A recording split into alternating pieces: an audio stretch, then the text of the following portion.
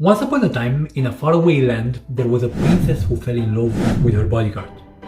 I know, this sounds like the plot of a cheesy Netflix show, but this is actually the inspiration behind Frederic Burton's painting The Meeting on the Two Red Stairs.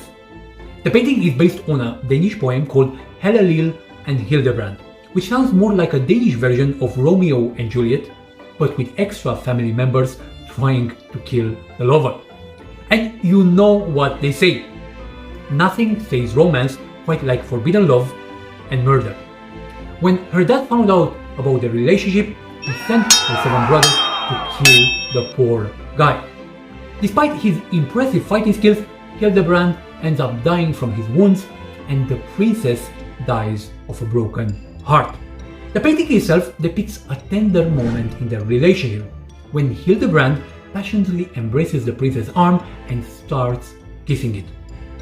Meanwhile, the princess is so surprised by his bold move that she drops her flowers on the stairs, which is apparently symbolic of the brevity and destructive nature of their affair. Burton's work was inspired by pre-Raphaelite paintings with their love for medieval literature and their obsession with long-haired women. And let's not forget about Francesco Hayez, the Italian painter who also did a similar painting of a couple smooching.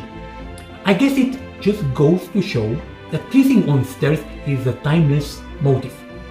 Burton was also a stickler for historical accuracy, so he made sure to get the medieval clothing just right.